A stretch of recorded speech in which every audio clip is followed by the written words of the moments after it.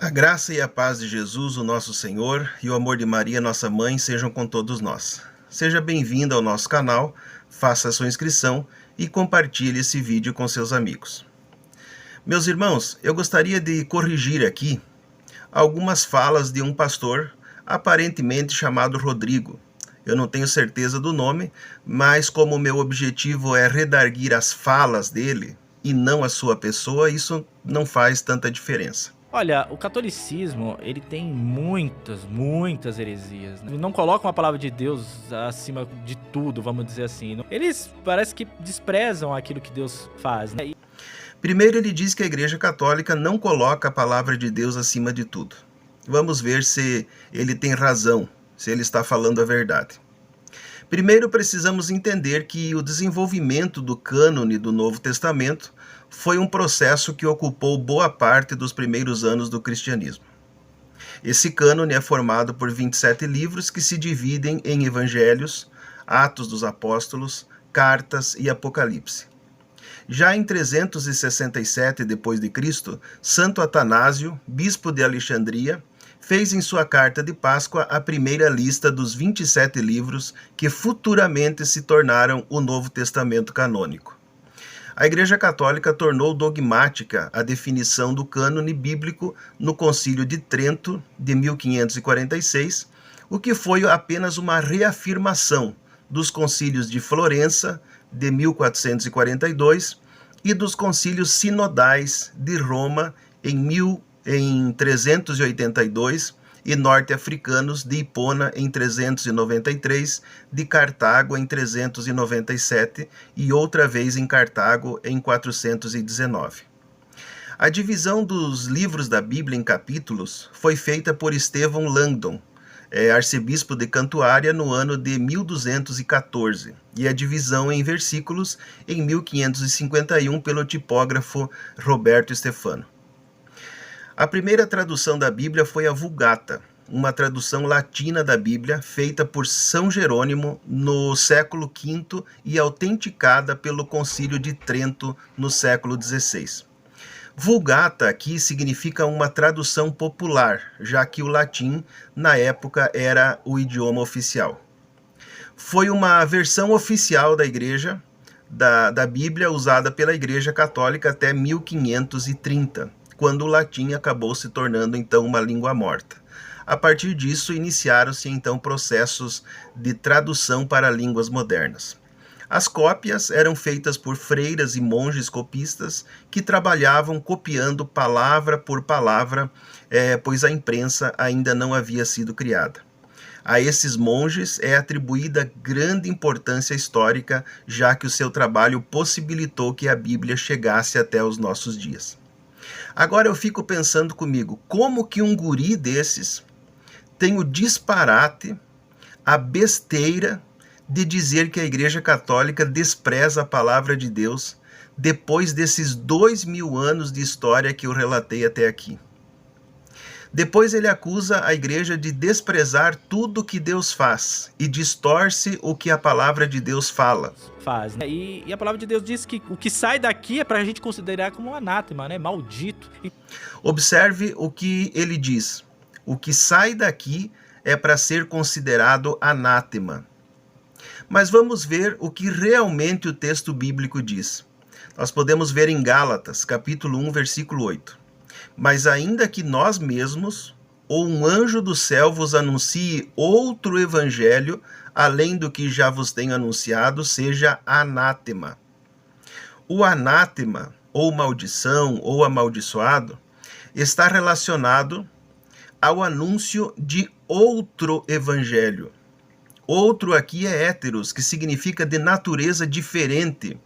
Um evangelho que diverge daquele dado aos apóstolos. Pois se considerarmos qualquer coisa que não esteja explicitamente escrita na Bíblia como algo amaldiçoado, então todas as vezes que os protestantes participam da ceia uma vez por mês, eles estariam sendo amaldiçoados, visto que a Bíblia não manda participar da Santa Ceia uma vez por mês. Portanto, seria algo que sai fora daquilo que está estritamente escrito. toda vez que um pastor usa terno e gravata em cerimônias religiosas, ele seria então amaldiçoado, já que a Bíblia não diz estritamente que o pastor precisa usar terno. Meus irmãos, a única igreja que tem a sua origem em Jesus e diretamente aos seus apóstolos é a Igreja Católica. As outras, se você der uma boa olhada, vai encontrar lá perto de onde põe a pilha, está escrito Made in Taiwan ou Made in China, e estão aí nas prateleiras do 1,99 da vida. Depois ele diz que Maria não intercede. Dito. Então, assim, essa questão que Maria intercede por nós, Maria não intercede por nós. A palavra de Deus diz que quem intercede por nós é o Espírito Santo. Vamos analisar com cuidado o texto bíblico. No Evangelho de São João, no capítulo 2, onde diz que Jesus, sua mãe e os seus discípulos foram convidados para uma festa de casamento. Então o versículo 3 diz: E faltando vinho, a mãe de Jesus lhe disse: Não tem vinho.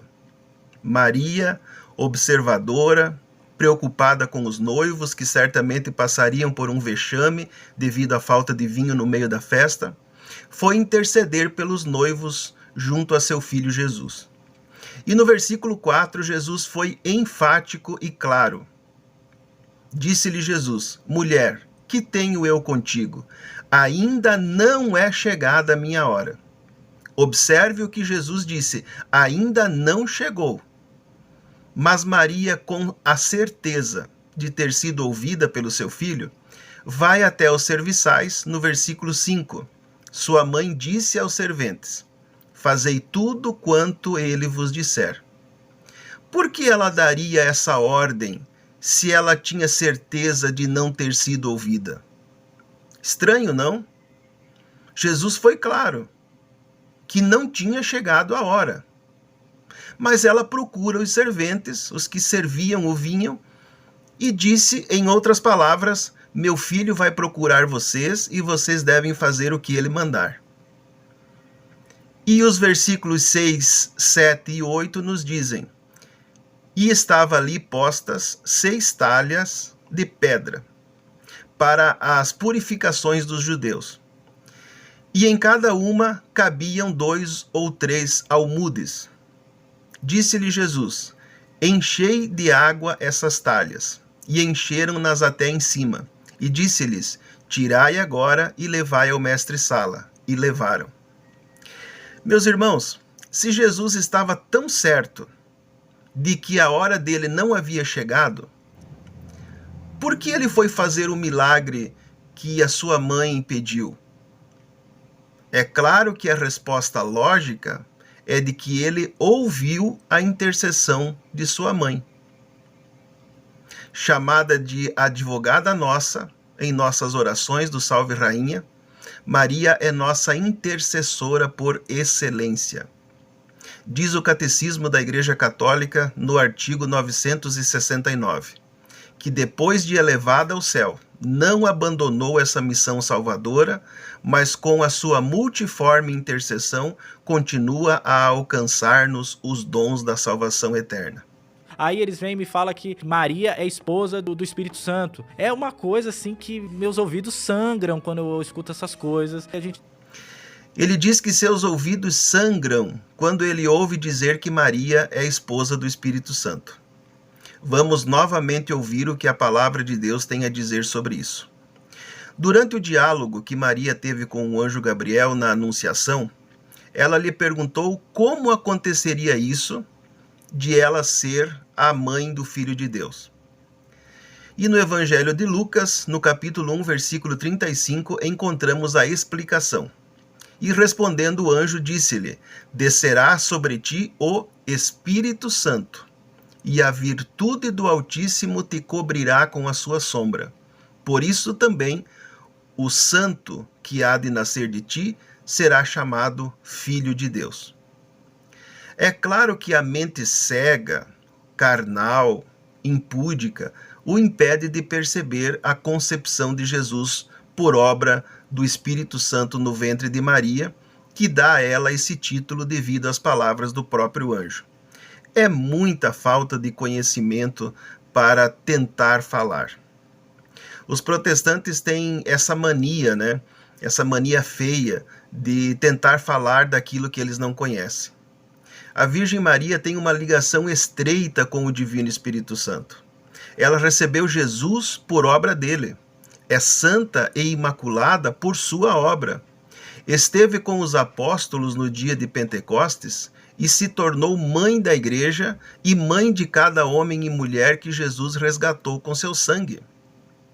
No final, ele despreza aqueles que oferecem mortificações para agradar a Deus e para vencer os seus próprios impulsos humanos. Coisas, a gente tem que pagar sacrifício. Tem pessoas que caminham quilômetros. Eu vejo a fé das pessoas, mas caminham quilômetros. Assim, elas estão indo contrário ao que a palavra de Deus diz.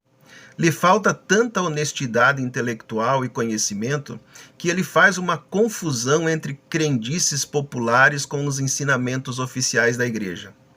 Penitência é um sacramento da nova lei instituída por Cristo, em que é outorgado o perdão dos pecados cometidos após o batismo através da absolvição concedida pelo sacerdote àqueles que com verdadeiro arrependimento confessam seus pecados e prometem oferecer a satisfação pelos mesmos.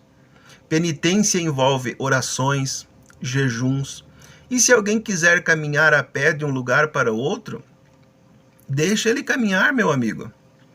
Por que a gente não critica aqueles que fazem Cooper? 4 quilômetros, 5 quilômetros de Cooper, mas a gente critica aquele que vai a pé visitar um santuário. Lamentavelmente, hoje em dia, a palavra penitência provoca mal-estar em muita gente. Entretanto, se consultarmos os evangelhos, veremos que Jesus começou a sua pregação nos exortando à penitência, como lemos em São Mateus capítulo 4, versículo 17. Fazei penitência, porque está próximo o reino dos céus. Rejeitar a penitência é rejeitar a pregação de Cristo desde o princípio. Amados irmãos, chegamos ao final do vídeo de hoje. É chato, é cansativo responder aos protestantes, porque eles nunca têm nada de interessante, importante ou significante para dizer. São sempre as mesmas bobagens, né? Mas pelo menos os nossos irmãos católicos vão se fortalecendo no conhecimento. Que a Santa Imaculada, esposa do Espírito Santo, nossa intercessora junto a Jesus, Maria Santíssima, esteja com você e a sua família, por Cristo Senhor nosso. Deus abençoe a todos nós.